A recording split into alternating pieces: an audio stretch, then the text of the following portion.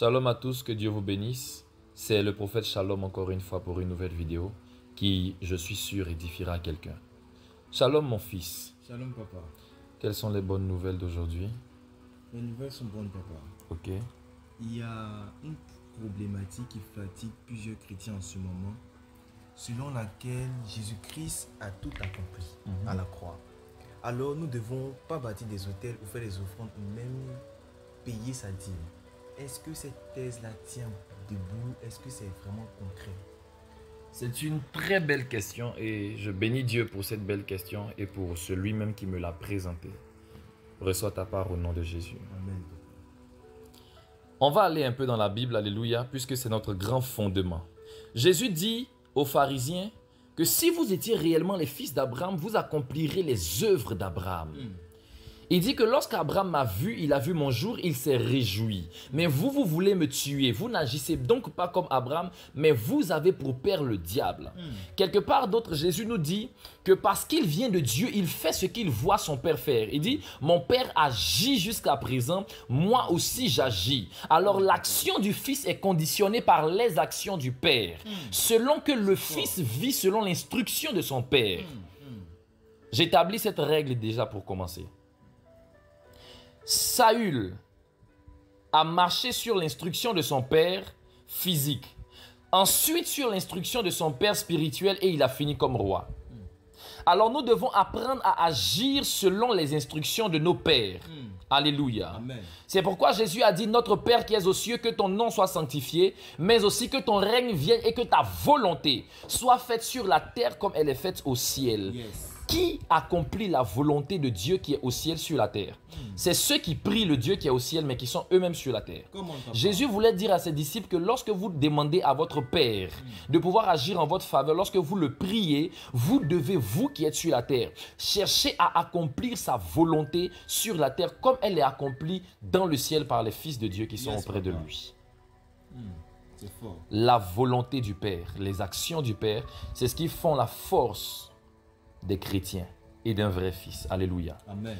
Mais pourquoi j'en parle lorsque je veux accélérer sur le thème par rapport à Jésus-Christ qui a tout accompli? Par rapport à la dîme, par rapport aux offrandes, bâtir des autels, on va se référer à Abraham, puisque la Bible déclare que Jésus-Christ lui-même est fils d'Abraham. Mais je me pose une question. Jésus dit, si réellement vous êtes les fils d'Abraham, vous accomplirez ce qu'Abraham a fait. On voit qu'Abraham est l'un des hommes qui a le plus bâti des autels dans la Bible. L'un des premiers avec qui Dieu s'est mis à marcher. Dieu change son nom. Dieu lui révèle une dimension. Dieu lui apparaît sous plusieurs formes. Dieu se révèle à lui dans des dimensions incroyables. Il est le premier à être appelé par Dieu prophète. Alléluia. Amen. Et lorsqu'il quitte dans cette dimension, on voit qu'Abraham commence à bâtir des autels, à offrir des sacrifices à Dieu. Au point même où Abraham commence à offrir des animaux. Il offre de l'argent. Il va même jusqu'à offrir des hommes. Et Jésus-Christ, qui est le fils d'Abraham, se voit aussi accomplir le même projet d'Abraham. Il va lui-même s'offrir un sacrifice à la croix. Ce qui signifie donc que Jésus a pris soin d'accomplir les œuvres d'Abraham. C'est vrai que tout n'a pas été mentionné dans la Bible, mais vous devez retenir d'abord une chose.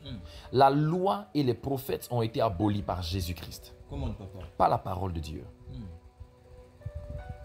Lorsque la Bible déclare que tout est accompli, c'est Jésus-Christ qui l'a dit à la croix.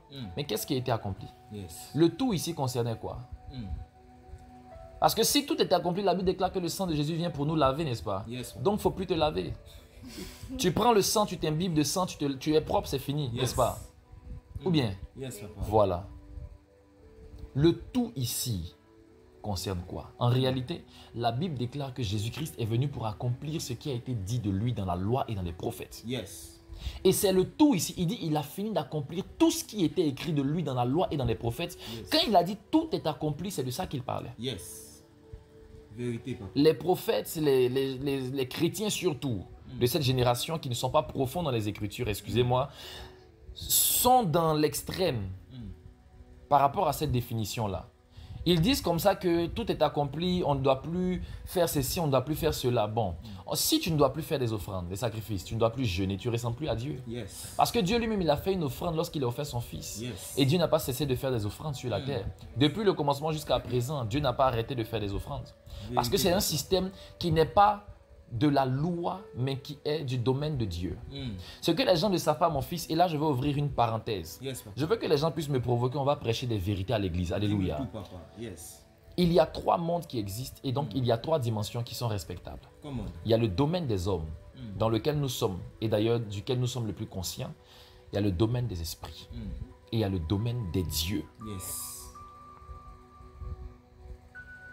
Est-ce qu'on se comprend? Yes, papa. Le domaine des hommes est le plus vu par nous-mêmes puisque nous sommes pour la plupart charnels. Le domaine des esprits est un peu plus mystérieux et caché, un peu plus élevé par rapport à notre perception.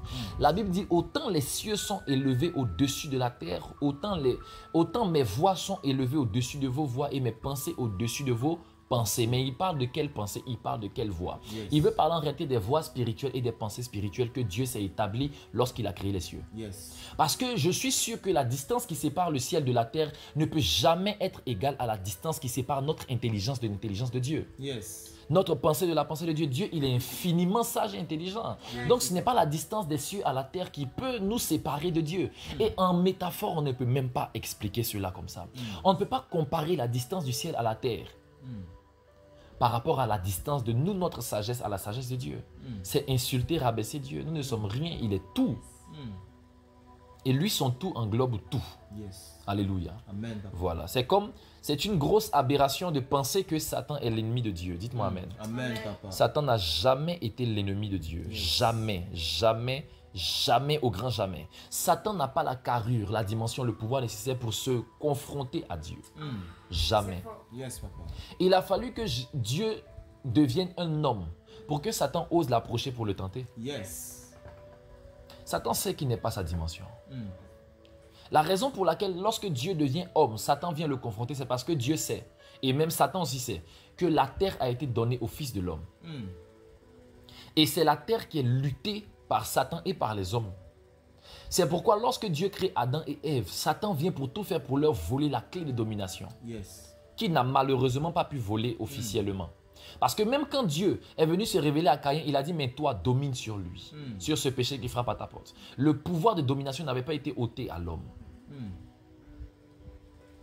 Un jour, je vais expliquer. Donc, qu'est-ce qui a été donné à l'homme? Yes. Satan profite d'une faiblesse. Il sait que ce que Dieu donne, personne ne peut arracher. Alors, il a pris un autre pouvoir de domination, mais qui est dû à une autre chose. Yes. Donc, il ne domine plus officiellement. Sinon, on allait voir Satan se promener là et dominer sur les pays, diriger des choses. Yes. Mais est-ce que vous savez qu'il y a des gens qui sont sur la terre ici, même sans être chrétiens, même sans croire en Jésus, les attaques des sorciers peuvent rien contre eux. Et c'est là que les gens viennent leur dire, mais toi là, ton front est dur, ta tête est dure, Yes. toi là, tu es dur, tu es solide.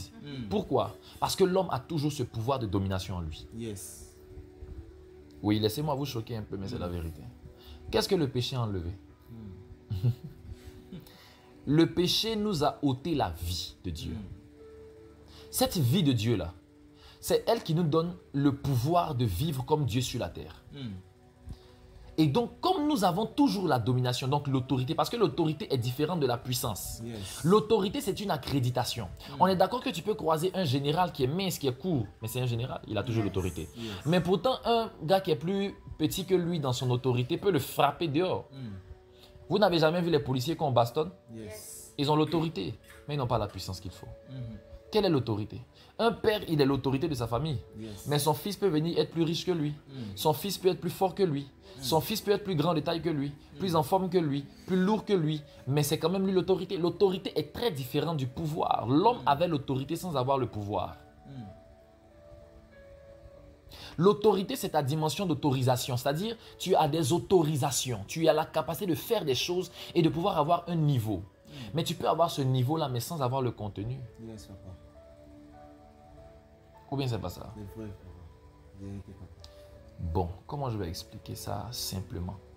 Pourquoi Satan n'est pas venu se présenter directement à l'homme pour le tenter, puis il est venu derrière la femme?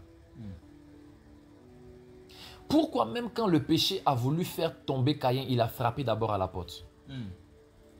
D'accord. Et je me rends compte que je ne suis même pas encore rentré dans mon message. Bon, je ferme la parenthèse. On reviendra dessus un jour. Yes. Et c'est là que je vais expliquer que l'homme n'a pas perdu la domination, mais l'homme a perdu Dieu. Oui. Aujourd'hui, on ne voit pas que l'homme domine sur les animaux. Yes. Il y a des êtres humains qui n'ont pas peur de lions. Ah. Aujourd'hui, même si on a perdu notre pouvoir, on a gardé notre domination. Et ce pouvoir qui nous avait été donné par Dieu et par son esprit en nous, nous a été donné et nous a été redonné sous une autre forme, par notre cerveau, par nos capacités humaines. C'est ainsi qu'aujourd'hui, l'homme a créé des choses qui lui permettent de pouvoir quand même exercer son pouvoir sur la terre, sa domination sur la terre. Mais malheureusement pas sur les esprits. Parce que ce pouvoir qui nous avait été donné sur les esprits, ce n'est pas seulement une autorité qu'il nous faut pour dominer sur eux. Parce que les esprits ont décidé de pouvoir agir dans l'illégalité. Yes. Comment? Si le péché trouve une porte d'entrée, il entre. Est-ce que vous me comprenez? Yes. Parce que dans la vie de tout homme, il faut qu'il y ait une porte. C'est pourquoi le péché est venu frapper à la porte. Quand le péché a senti que Dieu n'a pas accepté l'offrande de Caïn, Caïn sera forcément frustré comme Lucifer. Alors je vais chercher aussi le couloir qu'il faut pour entrer. Si je vais faire croire à Ève et à Adam que Dieu a voulu faire un faux jeu avec eux, il a voulu les faire descendre en autorité, ils vont sûrement être frustrés comme moi aussi le serpent, j'ai été frustré lorsque Dieu a voulu me faire descendre d'autorité. Il dit non, vous n'allez pas mourir, Dieu vous a menti. Mais seulement que vous allez être des dieux si vous mangez ça. Mais si vous ne mangez pas, vous allez rester comme des hommes normaux. Vous n'aurez pas telle dimension. Satan, lui, cherchait la dimension. Il a été frustré lorsque Dieu le lui a refusé. Ou la lui a refusé. Parce qu'on parle d'une dimension. Et donc, il a voulu mettre cette convoitise dans le cœur des hommes. Pour les attirer aussi vers la même frustration. Il a cherché une porte. Si les hommes avaient dit, on ne cherche pas à avoir une dimension que Dieu ne nous a pas donnée. Ou bien si les hommes avaient dit encore mieux, Dieu nous a déjà rendu ainsi. Ce que Dieu a fait de moi me suffit. Si Ève avait répondu ça, le diable allait se retirer comme Jésus. Comme pour Jésus. Quand le diable est venu parler à Jésus, que Jésus lui a répondu, l'homme ne vivra pas seulement de pain. Il a parlé encore, Jésus a répondu. Il a parlé encore, Jésus a répondu. Il s'est retiré. Si Ève ou Adam s'étaient opposés par des paroles, le diable allait voir que ce n'est pas une porte qu'il pouvait exploiter. Il allait se retirer. Mais je ferme la parenthèse, dites-moi amen. Amen. On dit ici que Jésus-Christ a tout accompli. Mais le tout ici prête à confusion, je le répète encore. Parce que le tout ici, c'est la loi et les prophètes. Et donc, à partir de la mort et de la résurrection de Jésus-Christ, la loi n'a plus de valeur puisqu'elle a rencontré maintenant une autre loi qu'on appelle la loi de Christ, qui a pour nom emblématique la grâce. Jésus est venu donner deux choses, la grâce et la vérité. Ce sont les deux ensembles qui forment la loi de Christ. La grâce et la vérité. Pourquoi la grâce? Pour restaurer Adam dans son état initial. Et pourquoi la vérité? Pour ôter de lui la semence du serpent. Parce que lorsque Jésus-Christ s'est exprimé envers Adam et Ève, il leur a parlé, il les a bénis, il leur a donné des instructions. Ne mangez pas de cet arbre parce que le jour où vous en mangerez, vous mourrez. Satan sait très bien qu'il peut dominer sur des morts et non pas sur des vivants. Parce que Adam avait été créé comme étant une âme vivante, il n'avait pas le pouvoir sur Adam. Il sait que si Adam meurt spirituellement, c'est-à-dire s'il meurt dans son contact avec Dieu, il pourra dominer sur sa faiblesse. Parce qu'une fois qu'Adam meurt en esprit, il devient faible quelque part. Il n'a plus cette volonté de résister au péché. Parce que si Dieu a dit à Caïn de résister, de dominer sur le péché, ça veut dire que Caïn avait toujours le pouvoir de dominer sur le péché. Mais il n'avait plus la volonté de le faire. Pourquoi? Parce que j'ai dit dans la vidéo précédente que là où il y a l'absence de Dieu, il y a la présence du diable. Le mal s'invite partout où Dieu est absent. Et lorsque Dieu a fini de parler à Caïn, quand Dieu s'est retiré de Caïn parce que l'autel de Caïn n'avait pas été approuvé par Dieu, quand Dieu s'est retiré de Caïn, automatiquement le mal est venu. Et Caïn n'a pas voulu résister au mal, il a plongé. C'est pourquoi Jésus a dit veillez et priez afin de résister, afin de ne point tomber dans la tentation. Pourquoi? Il dit l'esprit est bien disposé mais la chair est faible. C'est pourquoi pendant que le péché frappait à la porte de la chair de Caïn, l'Esprit de Dieu a commencé à parler à l'esprit de Caïn pour dire domine, domine, domine, domine. C'est fort. Comment, papa? Il s'est plaint, il a dit aux apôtres, pourquoi vous dormez? Vous vous mettez en danger, la tentation va venir. Si Pierre avait prié, il n'aurait pas régné Jésus 3 fois. Parce que la tentation était devant lui, mais pour résister, il fallait qu'il veille et qu'il prie. Parce que quand tu veilles, que tu pries, tu es dans la présence de Dieu. Et c'est la présence de Dieu ceux qui donne le pouvoir de dominer sur le péché. Qui donne cette volonté. Parce que Jésus a fini par dire non pas ce que je veux, mais ce que tu veux. Parce que quand tu es face à la chair, parfois tu changes ta propre volonté. Ce que Jésus voulait n'était plus ce que Dieu voulait. Pourtant Jésus et le Père étaient un. Yes. Mais à cause du problème qui était là, la volonté de Jésus-Christ a différé pour la première fois de la volonté de son Père. Wow. Comment, papa? La volonté de Jésus-Christ a différé de la volonté de son Père. La volonté de Caïn était différente de la volonté de Dieu. Dieu voulait qu'il résiste à la tentation pour chasser la mort loin du monde. Parce que jusque-là, personne n'avait encore connu la mort. Mais automatiquement, lui, sa volonté voulait se venger de son frère. Il n'était plus en accord avec la volonté de Jésus-Christ. C'est pourquoi Dieu lui a dit non, domine, domine. Il dit tiens, tiens, je ne domine pas. Mais pour Jésus, lorsqu'il est en train de prier pour dire Seigneur, si c'est possible, s'il est possible que cette coupe s'éloigne de moi. Il dit toutefois non pas ce que je veux, mais ce que tu veux. Et la Bible dit, il a prié, il a fait cette même prière 3 fois, jusqu'à ce qu'il puisse dominer sur sa volonté. Et quand lui-même il finit de faire cette prière-là, il arrive devant ses disciples, il leur dit quoi? Il dit l'esprit est bien disposé, mais la chair est faible. Parce que lui-même il sait ce qu'il a expérimenté là-bas, avec sa chair et son esprit. Il a fini par dire non pas ce que je veux, mais ce que toi tu veux. C'est quand il a voulu accomplir ce que Dieu veut qu'il ait été délivré de sa chair. Et là maintenant, il est rentré dans le premier état initial qui était que sa volonté à lui était parfaitement alignée avec la volonté de Dieu. Parce qu'il avait prié. Donc il était dans la présence de Dieu. Caïn n'avait pas été dans la présence de Dieu. Il a succombé à sa volonté charnelle qui était de pouvoir se venger de son frère. En réalité, ce que Caïn voulait faire, ce n'était pas de se venger de son frère. Il voulait se venger de Dieu. Oui. Yes. N'oubliez pas que la première fois, quand Satan est venu parler à Ève, il est venu gâter le nom de Dieu. Quand le péché est venu parler à Caïn, le péché est venu gâter le nom de Dieu, pas de son frère. Pour dire, Dieu n'aime pas quand on tue les gens. Il faut tuer ton frère, ça va l'énerver. Oui. Yes. Qui a refusé l'offrande? C'est son frère, mais c'est Dieu. Qui a accepté pour son frère? C'est Dieu, non? Alors, il voulait se venger de qui? Il était en colère contre qui? Satan était en colère contre qui? C'est comme ça. Donc, en faisant la guerre à l'homme, c'est contre Dieu que Satan se rébelle. C'est pourquoi quand Dieu est devenu un homme, Satan avait un seul objectif, c'était de le tuer. Donc, comme Satan n'est pas intelligent, tu m'entends, tu n'es pas intelligent. Comme Satan n'est pas intelligent, je le répète encore, il a voulu tuer Dieu. Dieu dit, attends, je vais prendre sa colère là, parce que c'est un enfant. Je vais prendre sa colère là pour accomplir mon dessein. Seulement qu'il faut que je puisse accomplir un certain parcours, un certain travail. Donc, il ne pourra rien me faire pendant 33 ans parce que, bon, je suis son vieux père. Donc, c'est moi qui décide de quand je vais mourir.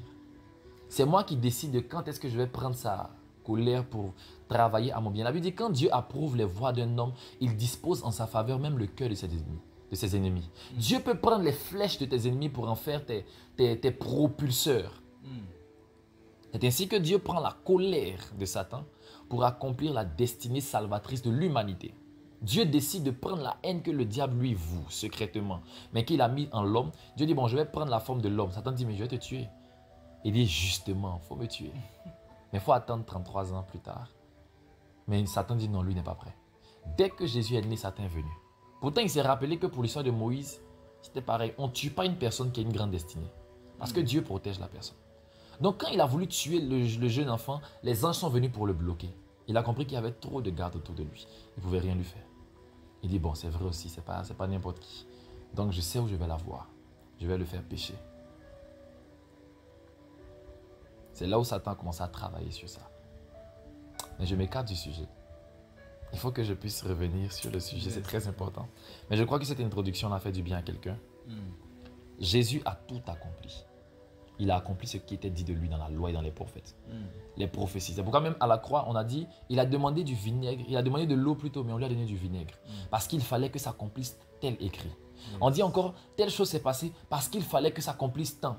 Telle chose, parce qu'il fallait que s'accomplisse. C'est tout ça qu'il avait accompli. Est-ce que vous comprenez? Il devait mourir parce qu'il a prononcé une parole qui devait aussi s'accomplir. Même deux paroles que je vais énoncer maintenant. Premièrement, il a dit détruisez ce temple et en 3 jours je vais le reconstruire. Et il a donné un autre parce que ça a été mis à l'impératif, je crois. Détruisez.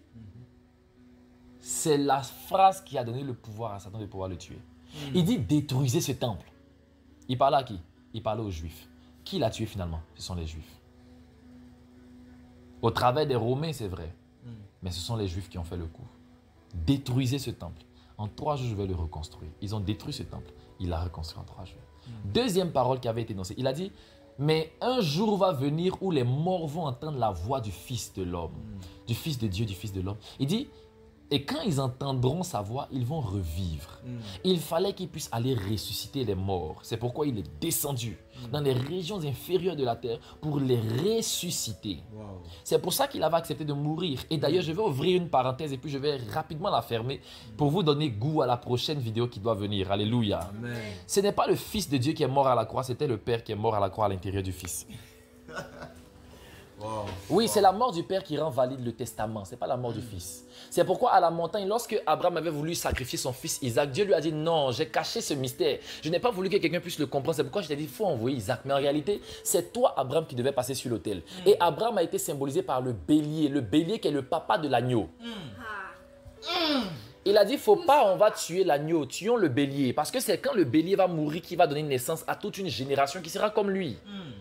C'est la mort du Père qui rend valide le testament. C'est pourquoi même quand on parlait, Isaïe parlait de Jésus, il a dit un enfant nous est né, un fils nous est donné, mais finalement on va l'appeler Père éternel. C'est la dimension de Père éternel qui devait mourir à la croix. C'est pourquoi Jésus a dit mon Père, pourquoi m'as-tu abandonné? Parce que le Père était mort. Je ferme la parenthèse. Je parlais ici de l'accomplissement de la croix. Tout a été accompli. Même quand on dit on l'appellera Père éternel, il fallait que ça s'accomplisse aussi. N'est-ce pas? Ah, vous ne connaissez pas Dieu. Nous ne connaissons pas assez l'éternel Dieu des armées. Celui que nous servons, on ne le connaît pas assez. Personne ne savait que ça allait se produire. Celui qui est assis sur son trône allait mourir. On dit, comment ça? Comment Dieu le Père peut mourir dans le Fils? C'est pourquoi Jésus a dit, moi et le Père, nous sommes un. Donc calmez-vous. Quand il a dit, mon Père, pourquoi m'as-tu abandonné? Qu'est-ce qui s'était passé quand Élie avait récité cette même phrase? Quand Élisée plutôt. Il n'avait pas dit comme ça, pourquoi m'as-tu abandonné, mais il était monté. Il a dit, mon Père, charge Israël et sa cavalerie. C'est David qui avait dit, pourquoi m'as-tu abandonné? Vous savez pourquoi?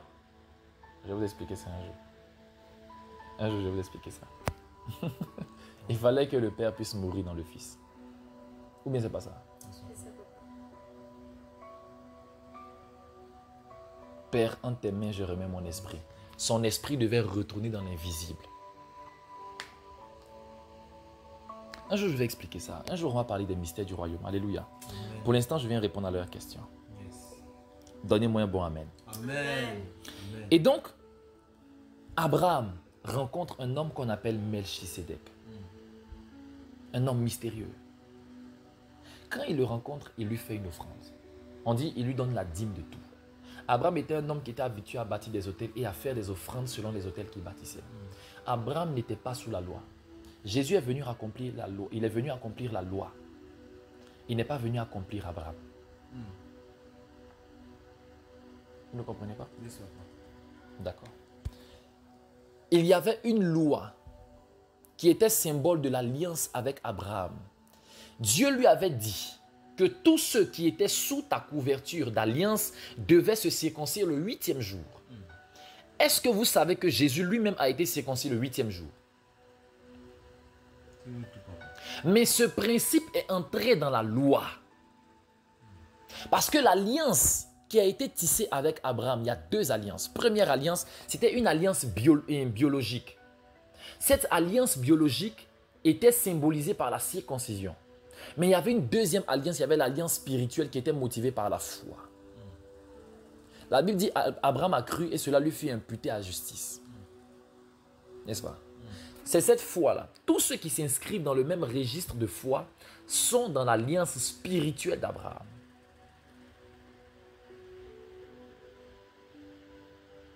Ceux qui sont soumis, on parle du sable de la mer. On dit non, va, le sable de la mer, est-ce que tu peux compter? Non, c'est comme ça sera ta descendance. Il parle de la descendance physique. La descendance physique qui est imagée par le sable de la mer doit être soumise aux mêmes lois que le sable. C'est-à-dire le sable, c'est la poussière. L'homme a été fait à partir de la poussière. Donc, c'est la descendance physique et biologique. C'est la descendance terrestre d'Abraham, n'est-ce pas? Et cette descendance terrestre-là, elle devait être soumise aux lois physiques et terrestres.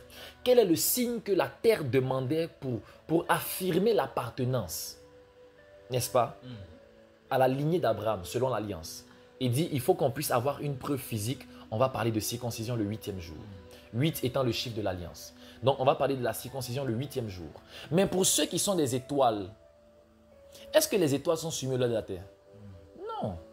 Il y a des lois de la terre, il y a des lois du ciel. Donc, eux, les étoiles marchent avec la lumière, on est d'accord. C'est pourquoi pour eux, on dit, mais à tous ceux qui l'ont reçu, à ceux qui croient en son nom, elle leur a donné le pouvoir de devenir enfants de Dieu. Elle, là, c'est qui? Dans Jean chapitre 1, on dit, au commencement était la parole. Au verset 4, on dit, et en elle était la vie, et la vie était la lumière des hommes. Donc, il fallait que les gens puissent croire en la parole pour que la vie qui est la lumière des hommes puisse les éclairer. Donc, c'est la foi en la parole qui dégageait la lumière en eux. Et les étoiles ont besoin de lumière, les étoiles n'ont pas besoin de circoncision. C'est lorsqu'ils acceptent la parole qui dégage la lumière en eux qu'ils sont dignes d'être des étoiles, ils sont activés dans leur éclat. Donc, nous, les étoiles, on marche en fonction de la lumière et non pas en fonction de la circoncision. Jésus a dit quoi aux disciples? Il dit, vous êtes la lumière du monde. Quelle est la lumière du monde? Le monde avait reçu des luminaires pour les éclairer. Et c'était le soleil, la lune et les étoiles. Nous sommes les étoiles qui viennent éclairer le monde. C'est le monde maintenant qui est la poussière de la terre. Eux, ils n'ont pas besoin d'éclairage. Mais nous, nous avons la lumière de Dieu. N'est-ce pas? Ou bien c'est pas ça? Quand Melchisedec se présente à Abraham, il lui donne deux éléments, le pain et le vin. Mais dans Jean, on nous explique ce mystère. On dit que le pain, c'est la chair de Jésus-Christ et le vin, c'est le sang de l'agneau, n'est-ce pas? On est d'accord avec ça. Mais en réalité, la Bible dit que Jésus-Christ donne une parabole. Il dit, il y a quelqu'un qui avait besoin de vin. Il dit, est-ce qu'on peut mettre du vin nouveau dans de vieilles outres? Il a parlé du vin. On dit à la fin que le vin, c'était l'image de l'esprit. Parce que l'esprit n'était pas encore descendu, etc., etc. Le vin était l'image de... D'accord. Donc, tous ceux qui travaillent avec le vin sont dans la dimension de... Donc, lorsque Melchisedec donne le vin à Abraham, il régénère en lui son esprit. Il tisse une alliance spirituelle avec Abraham. Mais il lui donne aussi le pain. Le pain, c'était l'image de la chair. Donc, il lui donnait maintenant une alliance dans sa chair, mais aussi une alliance dans son esprit. La bénédiction qu'il a donnée à Abraham a touché sa chair par le pain et son esprit par le vin. Nous, nous sommes rattachés au vin.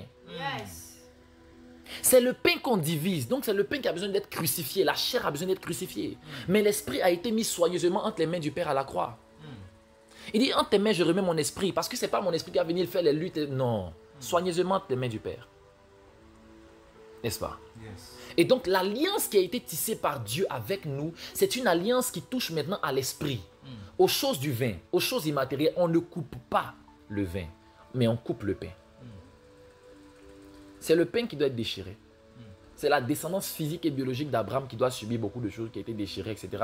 On doit les circoncire, sinon c'est poteau. Nous, on marche avec le vin. Alléluia. Amen. Je ferme la parenthèse. Mais qu'est-ce qu'on comprend donc? Lorsqu'Abraham vient devant Jésus-Christ, il le rencontre, il tue un animal, les deux mangent ensemble. Je ne vais pas rentrer dans les détails pour dire non, que c'était l'animal que Jésus-Christ lui-même avait tué aussi lorsqu'il devait couvrir Adam et Ève de leur péché, etc., etc. Ça ne m'intéresse pas pour l'instant. Ce que moi je veux dire ici, c'est que Abraham, a bâti des autels. Il n'a pas bâti autel juste par offrande. Il a pris caillou, il a placé. Il n'était pas sous la loi. C'est d'ailleurs lui-même qui est le père de la foi. Alors tous ceux qui vivent sous la foi doivent aussi agir comme Abraham. Parce qu'Abraham est celui-là même qui a vécu dans la grâce. Lorsqu'Abraham ment, il va devant le roi. Il ment au roi pour dire que Sarah est sa sœur. Non seulement un, Dieu ne parle pas. Deux, Dieu apparaît au roi. Trois, Dieu le maudit. Et quatre, Dieu le garant.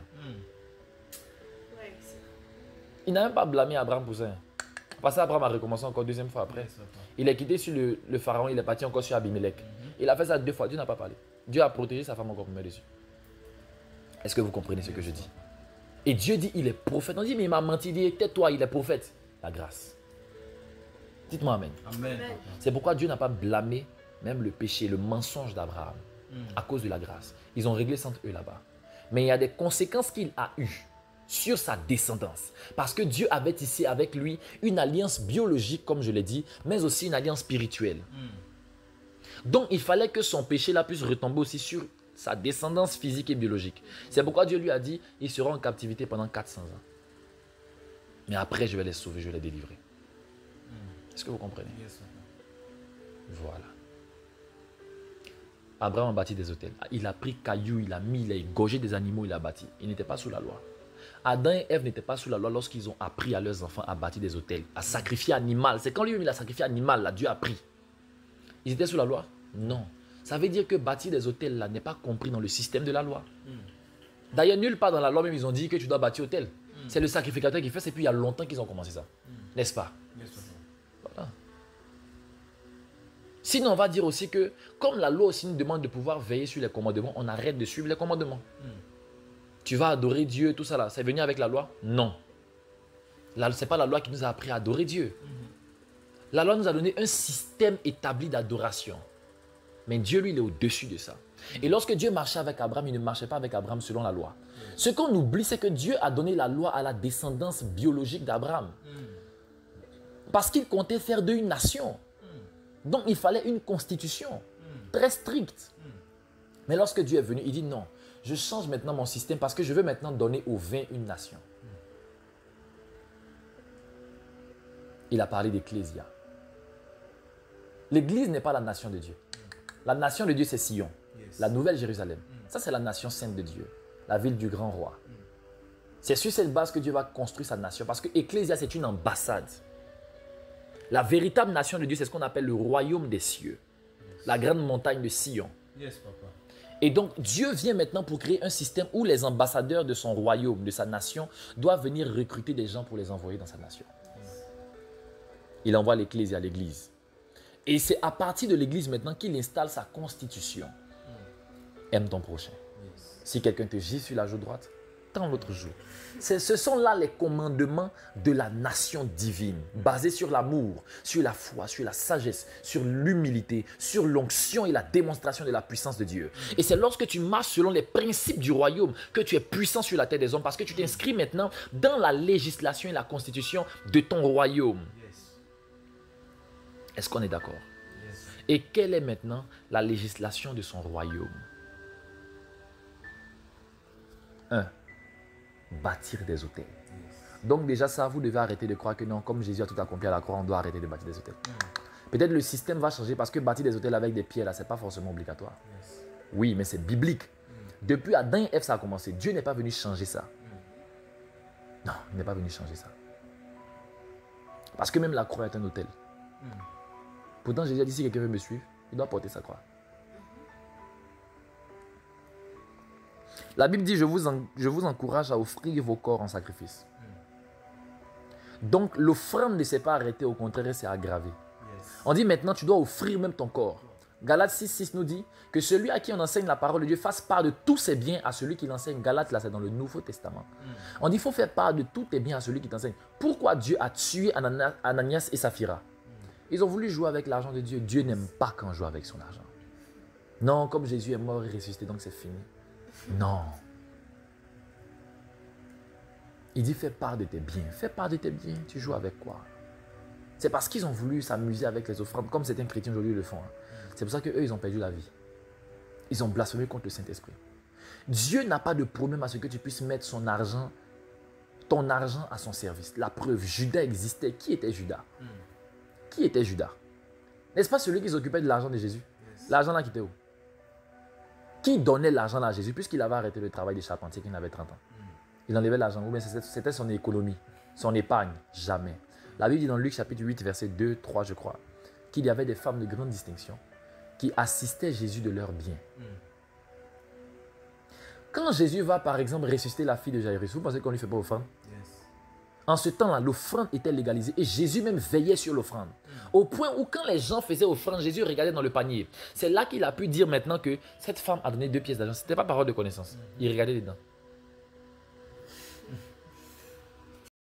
Ici, on nous dit dans la parole, et je lis le verset rapidement, Jésus s'étant assis vis-à-vis du tronc, dans le livre de Marc 12, verset 41. Et c'est assis vis-à-vis du tronc, et on dit, il regardait comment la foule y mettait de l'argent. Et plusieurs riches mettaient beaucoup. Il vint aussi une pauvre veuve. Elle y mit 2 pièces, faisant 1/4 de sou. Alors Jésus, ayant appelé ses disciples, leur dit, je vous le dis en vérité, cette pauvre veuve a donné plus qu'aucun de tous ceux-là qui ont mis de leur superflu, etc., etc. Comment Jésus a fait pour savoir? On dit il regardait les gens qui déposaient l'argent. Pourquoi? Parce que ce que les gens oublient, c'est que il y a une loi qui n'est pas spirituelle, mais qui est divine. Qui est que la main qui donne, c'est la main qui reçoit. Alors Dieu veille sur ceux qui donnent. Dans Malachie, il est écrit, apportez à la maison du trésor toutes les dîmes. Dieu dit, afin qu'il y ait de la nourriture dans ma maison.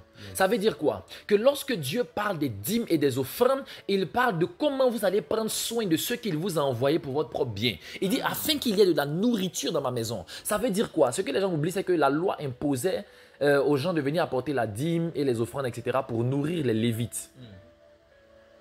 Alors, lorsque Dieu pense au système du royaume, il dit, les gens à qui on fait du bien doivent apprendre à être reconnaissants. Que celui à qui on enseigne la parole de Dieu fasse part de tous ses biens à celui qui l'enseigne. On envoyait de l'argent aux hommes de Dieu, aux Lévites, pour qu'ils puissent bénéficier d'un traitement que le peuple leur apporte pour être, je dirais, en de bons termes avec leur propre corps, avec leurs besoins, pour qu'ils soient plus efficaces spirituellement. Que dans les pasteurs n'ont qu'à chercher travail. Vous aussi cherchez Dieu. Ne partez plus à l'église chercher Dieu, débrouillez-vous avec vos problèmes. Satan est en train de vous blaguer. Évitez ça. Satan est en train de vous blaguer. Être pasteur, c'est un grand travail. C'est vrai que certains ne sont pas pointus dans leur travail. C'est pour ça qu'on passe par eux pour venir salir le nom de plusieurs. Mais ce n'est pas pour ça que vous allez dénigrer l'office pastoral. C'est le plus grand et le plus digne de tout ce qu'on peut appeler travail sur cette terre. Nous qui opérons dans le sacerdoce, on sait ce qu'on fait pour vous dans le secret. Oui.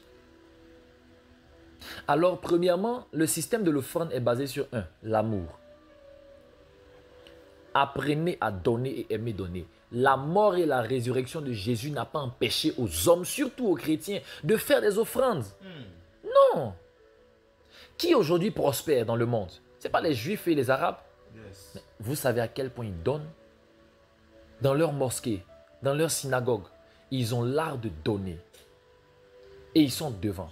C'est nous, on raisonne. Jésus est venu mourir pour abolir sa propre loi. Ce n'est pas une loi spirituelle le donner.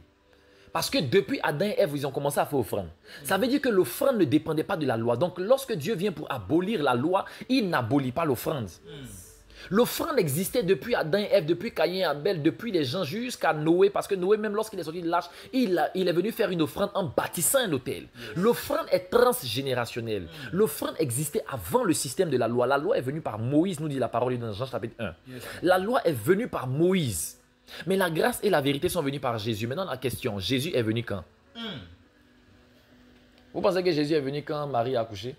Jamais de la vie. C'est Jésus lui-même qui a enceinté Marie. Par le système, oui, par le système de la création. C'est Jésus lui-même qui a créé Marie. Et c'est lui qui a mis Marie enceinte de lui-même. Jésus est Dieu, mais il n'est pas Dieu. Voilà, s'il est Dieu, il est omniprésent. Il peut être dans le ventre de Marie en même temps sur le trône de gloire. Ou bien c'est pas ça? Voilà. Comprenez le langage spirituel de la Bible. Parce que la Bible dit que Jésus avait... On dit Dieu ne parlait plus, etc., etc. pendant le temps que Jésus n'était pas encore venu là. De Malachie à Matthieu, on dit qu'il y avait 400 ans de silence de Dieu. Mais pourtant, dans ces 400 ans de silence-là, on dit qu'il y avait un homme qu'on appelle Siméon. Dieu lui avait dit qu'il n'allait pas mourir tant qu'il n'avait pas vu le Messie. On dit qu'il y avait une femme qu'on appelait, j'ai oublié son nom, Anne, la prophétesse. On dit elle aussi, elle attendait la venue du Messie. Il y avait des gens que Dieu avait avertis. Il y avait des gens à qui Dieu parlait toujours. Plein. Ou bien, voilà, c'est juste qu'il n'était plus officiel. Il n'était plus des voix autorisées. Il n'était plus en haut. Il n'était plus officiellement suivi. C'est tout. Sinon, il y avait des voix officielles. Par la grâce de Dieu d'ailleurs. La Bible est un langage codé spirituel. Vous devez apprendre par l'Esprit de Dieu à décoder et à déchiffrer la Bible. Nulle part il est écrit que l'offrande a été abolie par Dieu. Sinon, Dieu lui-même n'allait pas instaurer cette loi des offrandes avant même d'instaurer la loi. Parce qu'il y a ce qu'on appelle la loi spirituelle, les lois que Dieu a établies et les lois divines. C'est pourquoi j'ai parlé de 3 mondes. J'ai parlé du monde terrestre et humain, j'ai parlé du monde spirituel et j'ai parlé du monde divin. Dans le monde divin, les lois sont éternelles. Et malheureusement, tous ceux qui se collent aux lois divines, qu'ils soient bien, qu'ils soient des bonnes personnes, de mauvaises personnes, Dieu les bénit.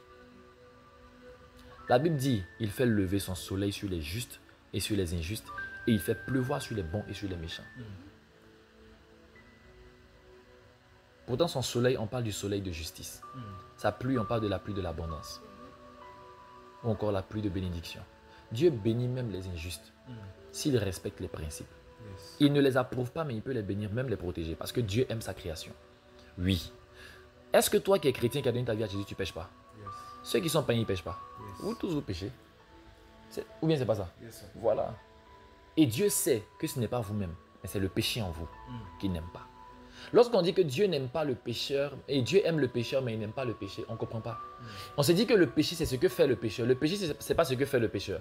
Le péché, c'est ce qui habite le pécheur. Ce n'est pas le péché qui a frappé à la porte de Caïn. Ça veut dire que le péché est une entité qui peut frapper à ta porte pour entrer dans ton cœur. C'est lorsque le péché entre maintenant que tu commences à faire des actions de pécheur. On devient pécheur et on reproduit les effets du péché lorsque le péché est en nous.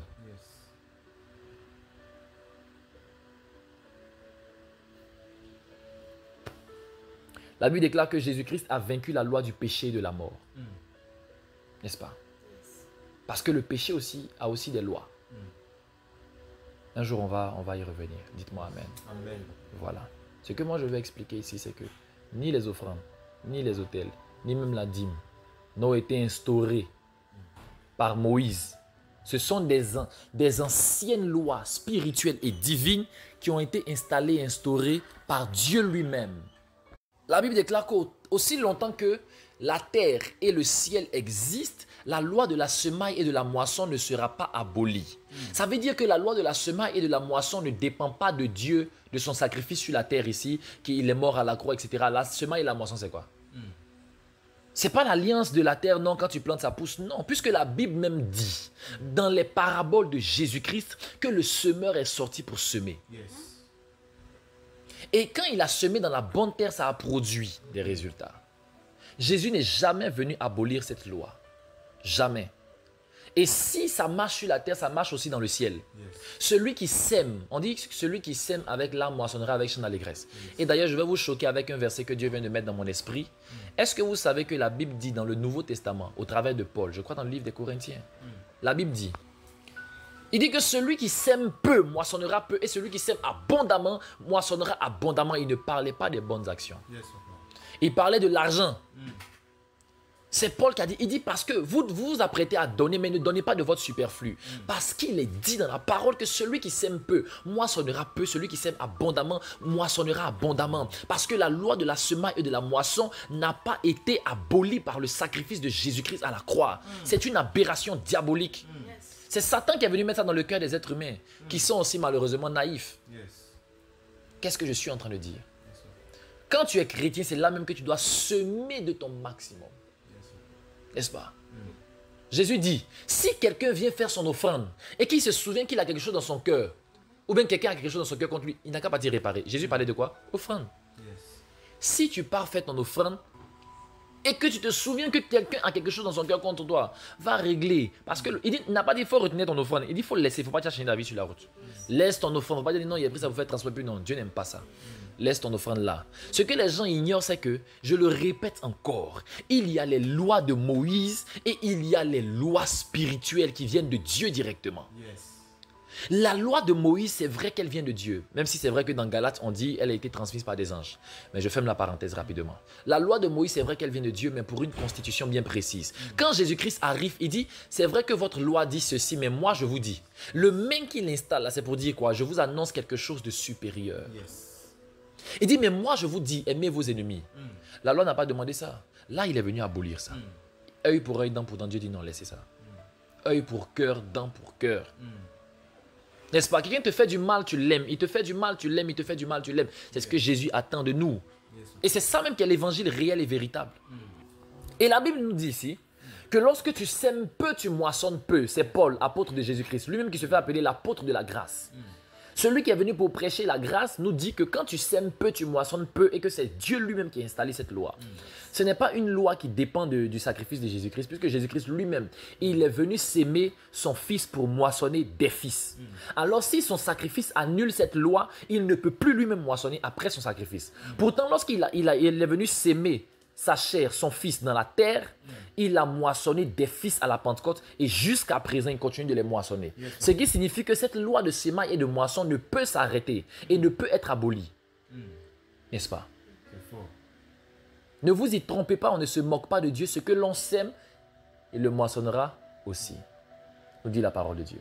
Pourquoi vous voulez avoir un esprit d'égoïsme et de méchanceté diabolique pour commencer à éviter de semer des bonnes choses dans la présence de Dieu?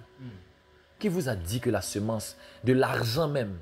Parce qu'aujourd'hui, les chrétiens sont ignorants et c'est surtout les francophones qui ont ce démon-là. Excusez-moi. C'est surtout les francophones qui ont ce problème.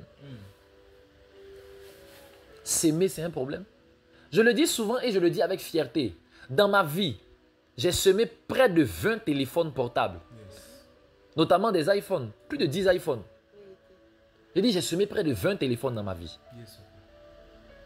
Depuis que j'ai l'âge de 12 ans, je payais ma dîme toujours 20%.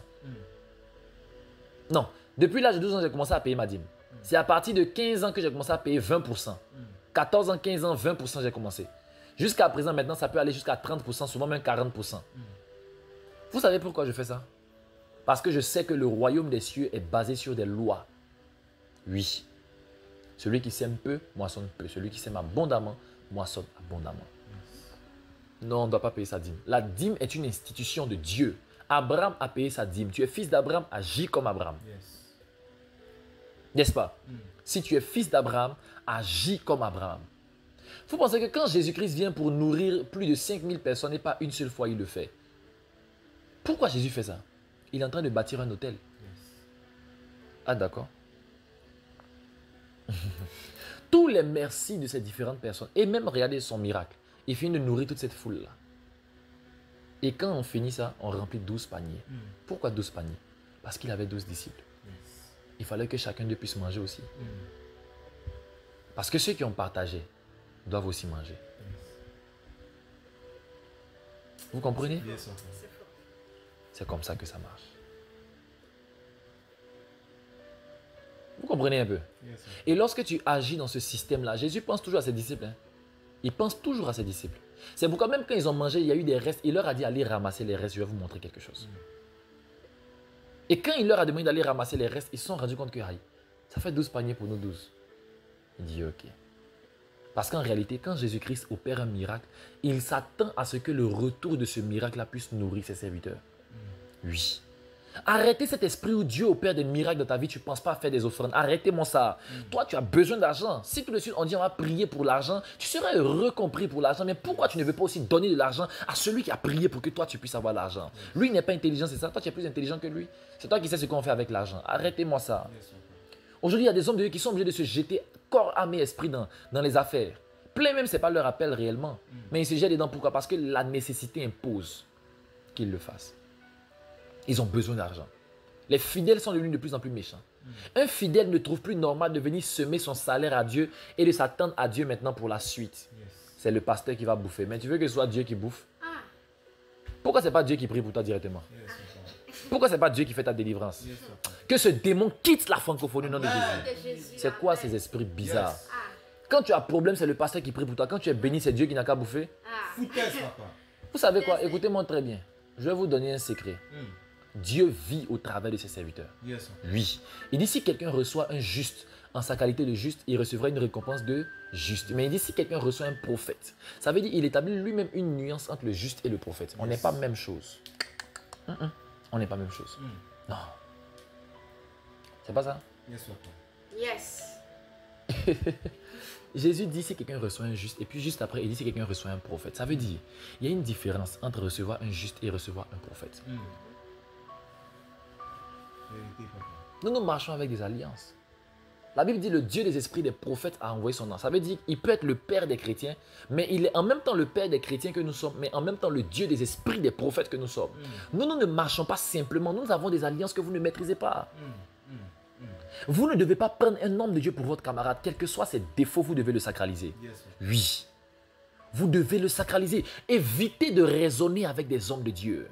Je suis conscient qu'il y a des mauvais hommes de Dieu, mais il y a aussi des bons hommes de Dieu. Et lorsque Dieu te convainc de la spiritualité ou bien de la bonté de cœur, de l'authenticité d'un homme de Dieu, il faut que tu sois correct avec lui. Vois les hommes de Dieu comme des demi-dieux. Oui. Oui. N'est-ce pas? C'est pas ce que Jésus lui-même faisait. Il dit, ne touchez pas à mes oins. Et ne faites point de mal à mes prophètes. Même là encore, là, il met une distinction entre les oins et puis les prophètes. Parce que les prophètes ne sont pas vos camarades. Et je salue tous les pasteurs. Shalom à vous. Oui, Dieu les aime aussi. Est-ce que vous comprenez? Je les taquine. Voilà. Entre nous, on aime bien ça. Et ils nous traitent de faux. Voilà. Non, c'est pas tous. Ne mettez pas tout le monde dans le même bateau. Il y en a qui aiment les prophètes. Ils sont conscients de l'enjeu spirituel. Oui, les prophètes n'ont pas existé même par la loi. Les prophètes n'ont même pas existé par l'Église. Les prophètes ont existé depuis que Dieu a créé l'univers. N'est-ce pas? Dieu dit que Moïse est prophète, mais avant Moïse, d'abord, il parle d'Abraham. Abraham, on le présente comme étant le premier prophète. Qui est prophète? C'est celui qui parle de la part de Dieu. Et il y a des personnes qui disent que non, c'est Abel qui est le premier prophète parce que Jésus a dit, depuis Abel jusqu'à Zacharie qui ont été tués entre l'autel et le temple, Dieu va venir venger le sang de tous les prophètes. En réalité, ce n'est pas Abel qui est le premier prophète. C'est parce que Abel est le premier prophète qu'ils sont venus tuer.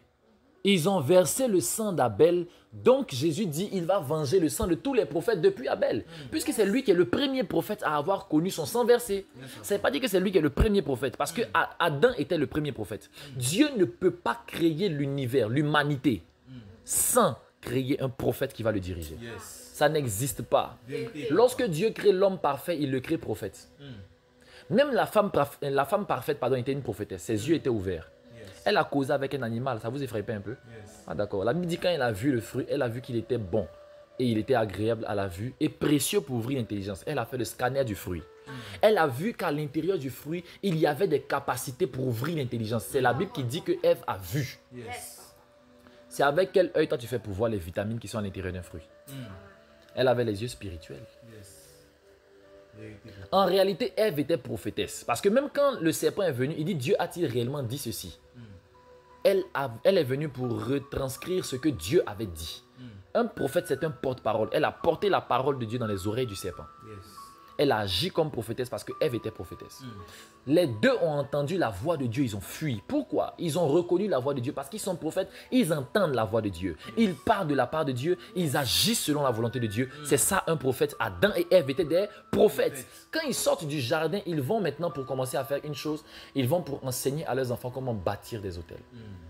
Et bizarrement, leurs enfants qui étaient aussi des prophètes ont été capables d'entendre la voix de Dieu, de bâtir des autels, d'offrir à Dieu ce qu'il faut et de travailler selon la pensée de Dieu. Même lorsque Caïn a voulu pécher, il a entendu la voix de Dieu. Même quand il a fini de pécher, Dieu est venu lui parler encore. Ne vous amusez pas avec les choses comme ça. En réalité, le premier prophète, c'était le premier être humain, c'était Adam lui-même. N'est-ce pas? Voilà. Dieu ne peut pas créer un homme parfait sans le rendre prophète, ça n'existe pas. Parce qu'un prophète, c'est celui qui entend Dieu, qui parle avec Dieu. C'est celui qui retranscrit les paroles de Dieu, qui fait le porte-parole. Pourtant, la parole de Dieu, c'est Dieu. Et donc, celui qui entend la parole de Dieu, c'est celui qui entend Dieu, celui qui vit Dieu. Dieu ne peut pas créer un système sans installer le prophétique. N'est-ce pas? Voilà. Ou bien c'est pas ça? Ah, faisons attention. Faisons très attention. Alléluia. Amen. Voilà. Quand Dieu crée toutes choses, Dieu installe d'abord les prophètes. À tous les âges, Dieu a installé les prophètes, jusqu'à dans l'église encore. Même encore quand Paul devait partir quelque part, la Bible dit qu'il y a Agabus qui est venu, tout ça. Il a commencé à prophétiser sur lui. Dieu installe les prophètes dans tout. Même dans l'Apocalypse. Etc. Etc. J'aimerais terminer en disant, vous devez bannir de votre esprit ce démon qui veut faire croire à l'église qu'à partir de la venue de Jésus-Christ, on ne doit plus faire des offrandes, on ne doit plus bâtir des hôtels. Évitez-moi ça. Ce qu'on dit, tout est accompli là. C'est la loi et les prophètes. Quand Jésus-Christ est venu, il t'a montré le chemin. Vous devez faire comme lui. lui aussi, il est venu faire des choses. Il a bâti des hôtels sur la terre. Il a posé des actions. Jésus-Christ a fait des dons aux pauvres. Oui. Ou bien? C'est pas parce que tout n'est pas écrit dans la Bible ici. Nulle part il est écrit quand Jésus partait pisser. Ou bien? C'est pas dit qu'il n'a jamais pissé. Donc arrêtez de penser ça. Arrêtez de penser ça. Ce qui a été écrit ici là, ce sont des témoignages. Et l'Esprit de Dieu qui vit en nous maintenant, il fait la continuité de ces témoignages-là dans notre esprit. Tout à fait, papa. Je vais vous donner un secret rapidement.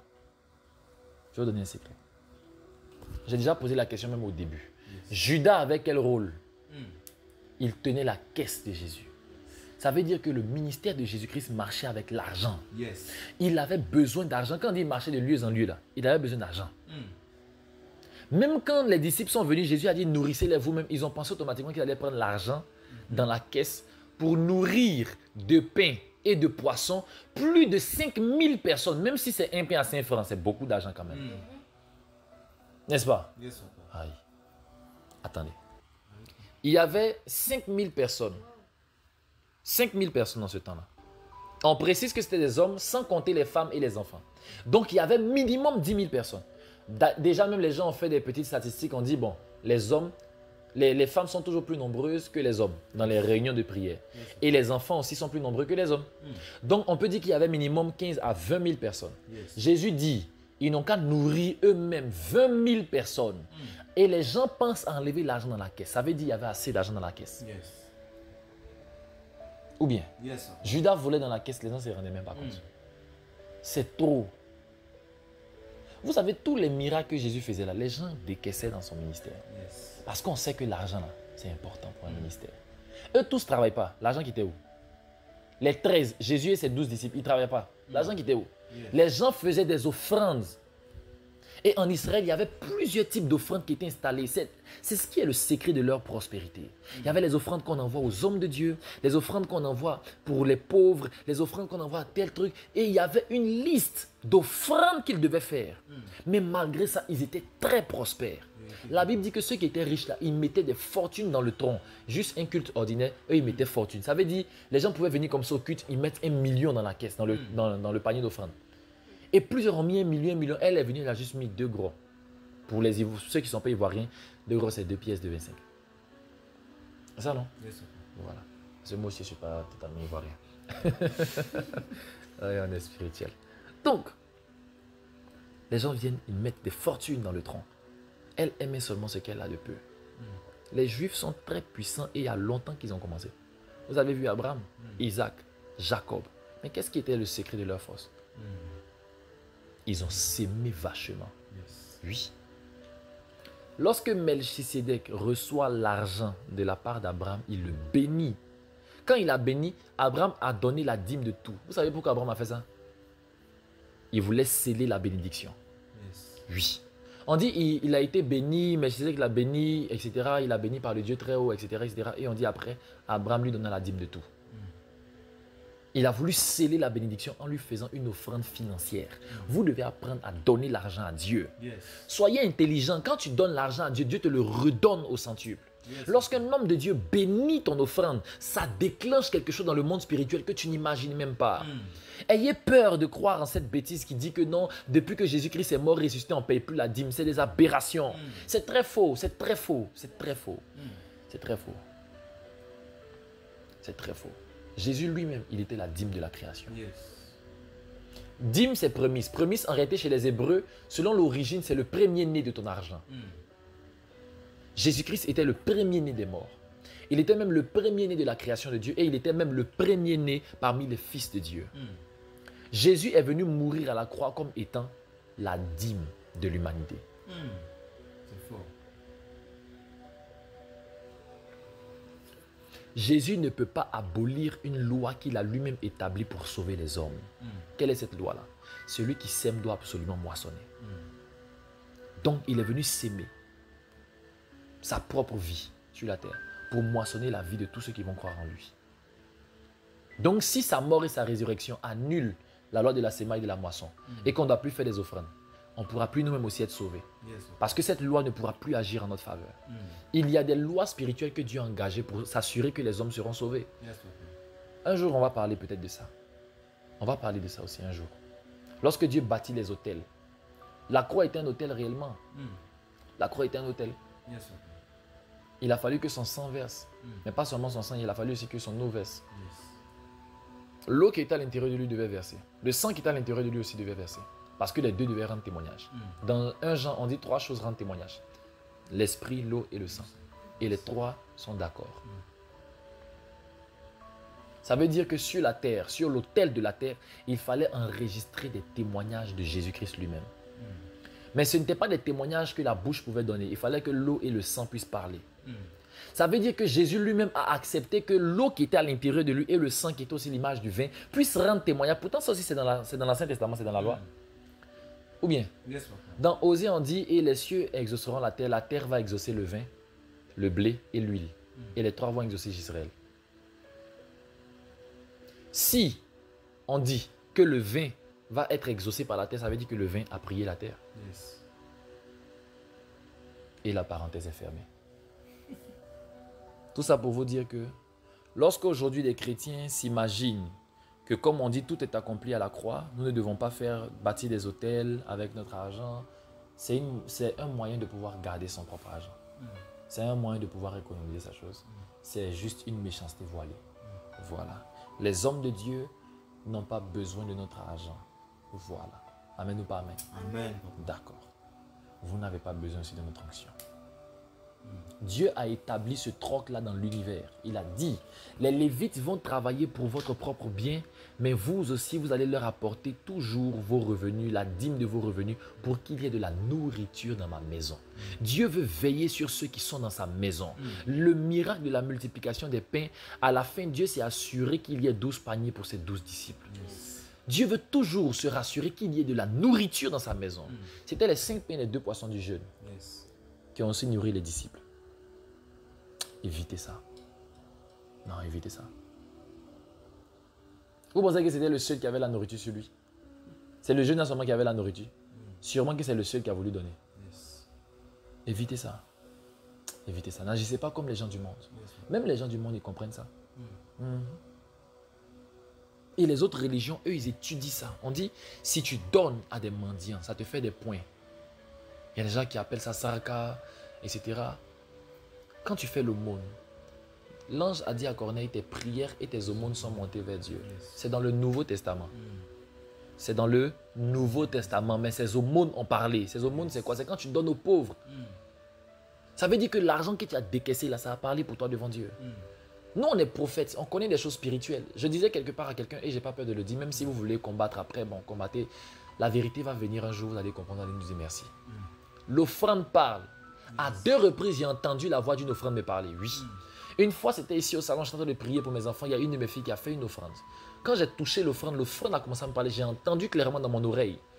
L'argent que j'avais dans ma main me disait, elle est en train de prier pour sa maman. Voici la situation de sa maman. Automatiquement, j'ai été envoyé en esprit quelque part, dans un lieu. Et Dieu a commencé à me révéler des choses par rapport à sa mère. Quand j'ai appelé la fille, je lui ai donné tout ce que j'avais reçu. Elle a tout confirmé. On a prié pour sa mère et sa mère a témoigné par la grâce de Dieu. La deuxième fois, c'était pour une autre de mes filles. Elle a prié sur son offrande et passé un examen de BPC. Quand j'ai touché l'offrande, j'ai été emmené dans une salle de classe. Et Dieu a commencé à me parler. Il a commencé à me parler. J'étais choqué. Je l'ai regardé, il dit, toi, tu as fait quoi sur ton offrande? Elle a commencé à rire. Elle dit, papa, mon seul, il sait ce qu'il a fait la nuit. Là. Est-ce que vous comprenez? Le diable vous pousse à éviter de semer, de bâtir des hôtels parce qu'il sait très bien que les hôtels, là, ça sécurise. La dîme, là, ça sécurise le reste de la somme. Et il sait que quand un homme est trop égoïste pour venir donner le 10e à Dieu, il montre à Dieu que Dieu n'est pas sa priorité. Satan joue sur ça. Satan veut jouer sur ça. Mais en réalité, on dit celui qui veut garder sa vie, celui qui veut sauver sa vie, là, il va la perdre. Mais celui qui perd sa vie à cause de moi, dit Jésus, il va la regagner encore pour l'éternité. Parfois, ta vie, c'est ton argent. Tu ne veux pas perdre une partie. Tu veux venir donner offrande. Comment... C'est quand la dernière fois que vous avez appris qu'une personne a fait offrande 100 millions à un homme de Dieu? C'est quand la dernière fois? Il y en a même, ils n'ont jamais entendu. C'est juste dans le témoignage des autres. Ils n'ont jamais vu quelqu'un s'élever pour dire je donne 100 millions. Ou bien un homme de Dieu venir dire ah, on m'a donné 100 millions. C'est rare. Pourquoi? L'homme est devenu méchant. Oui. Et Satan a réussi. Pourquoi? C'est pour ça que vous remarquez que c'est difficile aujourd'hui de prospérer. Avant, c'était facile de faire des offrandes. Et avant, vous remarquerez qu'il y avait plusieurs témoignages dans l'église. Mais aujourd'hui, c'est devenu un problème. Va au Nigeria. Les gens font souvent 8 ou 9 offrandes par culte. Oui. Et si tu fais moins que ça, même les gens vont quitter ton église. Mon père m'a dit, il avait fait un tour au Nigeria. Il m'a dit, si tu fais moins d'offrandes que ça, les gens vont quitter ton église. Les gens vont venir te dire, tu ne veux pas qu'on soit béni. Ils ont cette mentalité. Et nous, les gens vont venir te dire, toi, tu veux nous tuer. Pourtant, si tu sèmes dans la maison de Dieu, tu moissonnes toujours. Mais pour qu'on évite de s'aimer, même le planteur au village, quand il met un rachis dans la terre, il sait que ça va produire. Et ça produit, et vous le savez. Mais si tu sèmes dans la terre, ça produit. Et dans le cœur de Dieu, et dans le royaume des cieux. Celui qui sème ses richesses pour le royaume sème ses richesses pour lui. Vous connaissez les richesses du royaume des cieux? Vous connaissez la bénédiction du royaume des cieux? Le diable endurcit le cœur des hommes pour éviter de s'aimer. Moi, un jour, je me souviens, j'ai dit que je crois dans mon cœur qu'il est arrivé pour moi. C'est le temps maintenant pour moi de ne plus trop s'aimer. Donc, je mets une pause sur l'offrande.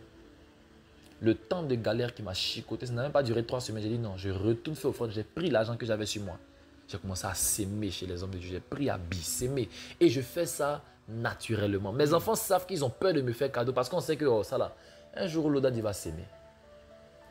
C'est ma vie qui est là. On appelle ça avoir l'intelligence du royaume. Qu'est-ce qui a réveillé la richesse incroyable de celui qu'on appelle Salomon? Il a s'aimé.